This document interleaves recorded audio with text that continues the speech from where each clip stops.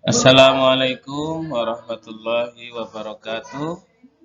Apa kabarnya anak-anak siswa kelas 5 MI Watoni Islamiyah? Hari ini kita akan belajar mata pelajaran SKI. Materi kita, mata pelajaran SKI sudah masuk ke bab 8, yaitu nilai-nilai kepemimpinan Khalifah Utsman bin Affan. Yang akan kita pelajari adalah yang pertama biografi Utsman bin Affan dan keutamaan Utsman bin Affan. Utsman bin Affan bernama lengkap Abu Abdillah Utsman bin Affan bin As bin Umayyah bin Abdi Syam bin Abdi Manaf. Utsman bin Affan terlahir dari ibu Arwa bin Kuris bin Rabi'ah bin Hubaib bin Abdul Syam dan neneknya bernama Ummu Hakim bin Abdul Muthalib. Nasab Utsman bin Affan bertemu dengan nasab Nabi Muhammad SAW pada kakek yang keempat, yaitu Abni Manaf. Selanjutnya, Utsman bin Affan begitu dimuliakan oleh kaum Quraisy. Dia dikenal sebagai seorang yang kaya raya, sangat dicintai oleh kaumnya, dan memiliki sifat pemalu. Berawal dari kedekatannya dengan Abu Bakar As-Siddiq, Utsman bin Affan memeluk Islam bersama sahabatnya yang bernama Thalhah bin Abdillah dan masuk dalam kelompok As-Sabiqun al-Awwalun. Apa itu As-Sabiqun al-Awwalun? As-Sabiqun al-Awwalun yaitu golongan awal yang memeluk agama Islam. Rasulullah Shallallahu Alaihi Wasallam begitu mengagumi kecerdasan, kejujuran maupun kesalehan Utsman bin Affan. Karena alasan itu, Rasulullah Shallallahu Alaihi Wasallam menjodohkannya dengan kedua orang putrinya. Rasulullah Shallallahu Alaihi Wasallam bersabda, "Seandainya aku masih memiliki putri yang lain, sungguh akan kunikahkan dia dengan Utsman bin Affan."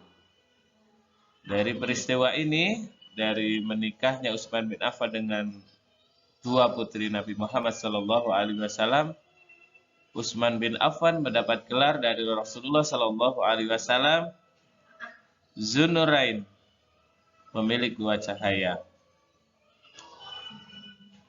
Utsman bin Affan pernah bercerita, "Aku tidak pernah bernyanyi, tidak pula panjang angan-angan, dan aku juga tak pernah meminum khamar pada masa jahiliyah ataupun sesudah itu."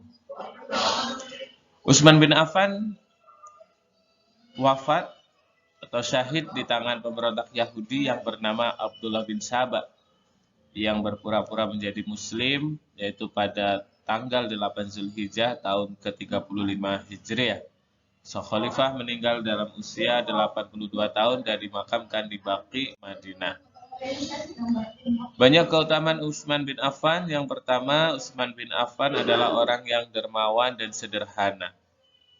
Utsman bin Affan di kalangan bangsa Arab tergolong konglomerat, orang kaya, tetapi perilakunya sederhana. Seluruh hidupnya diabdikan untuk syiar agama Islam dan seluruh kekayaannya didermakan untuk kepentingan umat Islam. Utsman bin Affan juga membeli mata air Ar-Rumah dari orang Romawi dengan harga 20.000 dirham guna diwakafkan bagi kepentingan umat Islam dan masyarakat pada umumnya. Selanjutnya, ketika Masjid Nabawi serasa tidak lagi menampung jamaah dikarenakan jumlah kaum muslimin semakin bertambah, maka Rasulullah Shallallahu Alaihi Wasallam bersabda, "Barang siapa membeli lokasi milik keluarga fulan, lalu menambahkan untuk perluasan masjid dengan kebaikan, maka ia kelak ada di surga." Langsung Utsman bin Affan membelinya dari kantong uang miliknya, lalu tanah itu langsung diwakafkan untuk masjid. Selain itu, keutamaan Utsman bin Affan yang lain adalah Utsman bin Affan bersifat pemalu. Utsman bin Affan mudah menangis kala mengingat akhirat. Jiwanya khusyuk dan penuh tawadhu di hadapan Allah. Sosok sahabat ini sangat pemalu hingga malaikat malu kepadanya. Demikian Rasulullah Shallallahu Alaihi Wasallam menyanjung, "Tidakkah sepatutnya aku malu kepada seseorang, yakni Utsman bin Affan yang para malaikat malu kepadanya." Selanjutnya, memerdekakan budak. Utsman bin Affan memerdekakan budak setiap hari Jumat. Hal itu beliau lakukan sejak memeluk Islam sampai wafat. Bila dalam satu Jumat beliau tidak menemukan budak yang akan dimerdekakan, maka beliau menggantinya pada Jumat berikutnya. Selanjutnya, prestasi Khalifah Utsman bin Affan ketika diangkat sebagai khalifah. Pada masa Amirul Mukminin Umar bin Khattab, tepatnya ketika beliau sakit, dibentuk Dewan Musyawarah yang terdiri dari Ali bin Abi Thalib, Utsman bin Affan, Sa'ad bin Abi Waqqas, Thalhah bin Ubaidillah, Zubair bin Awam, Abdurrahman bin Auf, dan Abdullah bin Umar bin Khattab. Untuk Abdullah bin Umar bin Khattab hanya punya hak memilih dan tidak berhak dipilih. Dewan tersebut dikenal dengan sebutan Ahlul Halli Aqdi, dengan tugas pokok menentukan siapa yang memimpin umat Islam.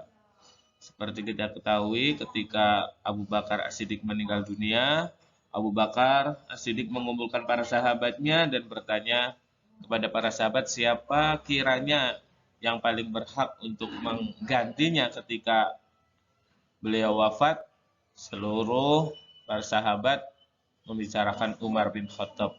Sampai akhirnya Abu Bakar langsung menunjuk Umar bin Khattab sebagai penggantinya. Ketika Amirul Mukminin Umar bin Khattab menjelang ajalnya, beliau mengumpulkan para sahabat yang sudah dijamin masuk surga untuk bermusyawarah memilih penggantinya, siapa yang akan menggantikannya menjadi khalifah ketika ia meninggal kelak.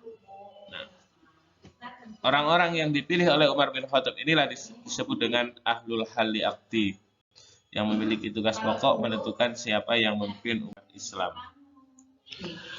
Selanjutnya diangkat sebagai khalifah setelah mendapat suara terbanyak, maka Utsman bin Affan secara resmi diangkat sebagai khalifah melalui sumpah dan baiat seluruh umat Islam. Pemilihannya pada bulan Zulhijjah 23 Hijriah dan dilantik pada awal Muharram, dan Utsman bin Affan memerintah selama 12 tahun. Prestasi saat menjabat khalifah Islam: yang pertama, membentuk pemerintahan yang bersih dan berwibawa. Yang kedua, perluasan dan pengembangan wilayah Islam. Yang ketiga, membentuk administrasi pemerintahan. Yang keempat, membukukan atau kodifikasi Al-Quran. Jadi mushaf-mushaf Al-Quran yang ada saat ini dikenal dengan mushaf Utsmani, karena saat itu yang membukukan Al-Quran itu adalah Khalifah Utsman bin Affan. Seperti kita ketahui, ketika Nabi Muhammad SAW mendapatkan wahyu, para sahabat ada yang menulis di pelepah kurma, di bebatuan, dan lain sebagainya. Barulah pada saat kekhalifahan Utsman bin Affan, Al-Quran dikodifikasi, kemudian dibuat menjadi satu mushaf. Itulah yang dikenal dengan mushaf Utsmani yang ada sampai saat ini. Dan yang terakhir, memperluas Masjid Nabawi. Demikian materi tentang Khalifah Utsman bin Affan. Mudah-mudahan bermanfaat. Nanti ketika kita sudah bertemu kembali, insya Allah, bagi yang ingin ditanyakan, bisa silakan ditanyakan.